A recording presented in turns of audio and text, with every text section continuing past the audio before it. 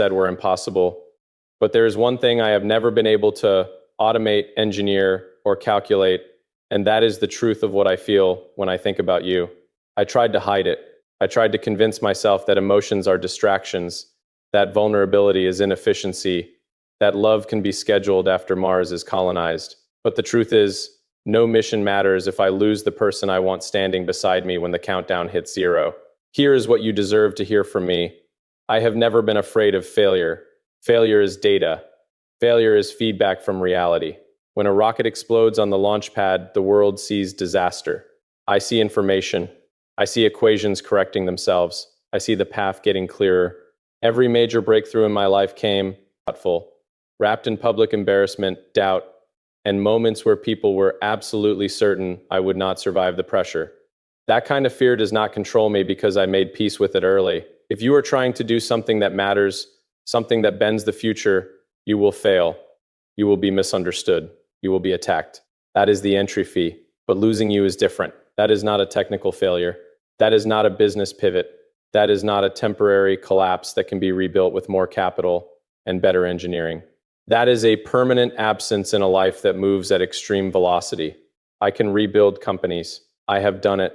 I can work 100-hour weeks and drag an idea out of the impossible category into the inevitable one. I can endure criticism, market crashes, betrayals, sleepless nights, and the constant weight of expectation. But the idea of building all of that without the right person beside me creates a silence that no success can fill when thoughtful. You are wired to think about decades instead of days. You evaluate everything based on long-term impact.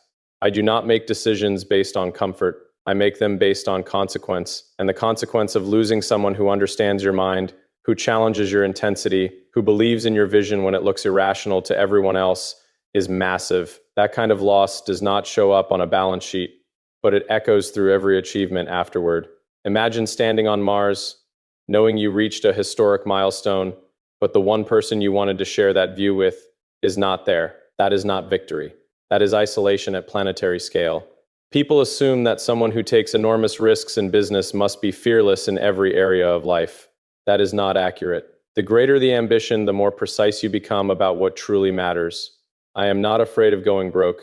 I am not afraid of being mocked. I am not afraid of attempting something that has a 99% chance of failing. But I am deeply aware that some choices cannot be reversed. Some people are not replaceable.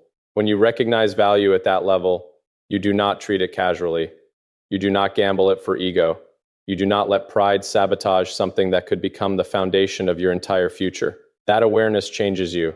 It makes you more intentional. It makes you realize that courage is not only about launching rockets or disrupting industries. Sometimes courage is about admitting that someone means more to you than your reputation does. Sometimes courage is saying that for all the ambition, for all the global vision, there is a personal future that matters just as much. That kind of honesty feels more vulnerable than risking billions, because money can return, public opinion can shift, but a heart that walks away does not always come back. The truth is that I hid my feelings because I thought strength meant silence.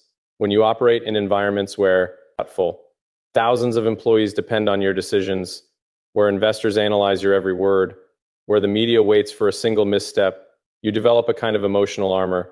You train yourself to remain calm in chaos. You reduce reactions. You compress emotion. You become the stable axis in the storm. That discipline is necessary when you are building at scale. If you panic, the system panics. If you hesitate, progress stalls. So when I felt something real, something powerful, I treated it like an inefficiency. I analyzed it instead of experiencing it. I told myself to focus on the mission. I convinced myself that emotional depth could become a distraction. I thought that if I allowed myself to fully feel, I might lose the edge that made everything else possible. That was a flawed equation. Real strength is not the absence of emotion. Real strength is the ability to face it without losing control. It is easy to be emotionally closed and call it discipline. It is harder to be open and thoughtful, still remain grounded. It is easy to appear invulnerable. It is harder to say this matters to me, and I am willing to risk rejection to protect it. That is a different kind of resilience. That is internal mastery. When you try to hide what you feel, you create distance. Not because you do not care, but because you care so much that you fear the impact. You fear that if you reveal the depth, you give someone the power to hurt you. But here is what I have learned from building companies that were on the edge of collapse. If you withhold critical information, the system fails. Transparency allows correction. Honesty allows alignment. The same principle applies to relationships. If you hide the truth, you are not protecting strength. You are weakening connection. I realized that silence was not protecting me. It was limiting me. The energy required to suppress real emotion is enormous. That energy could be directed toward growth, toward creation, toward building something extraordinary, thoughtful, together. When you stop hiding, you unlock a different level of clarity. You stop performing strength and you start embodying it. You stop pretending that you are unaffected and you begin to operate from a place of authenticity. There is something powerful about admitting that you care deeply. It recalibrates everything. It removes the illusion that success is purely individual.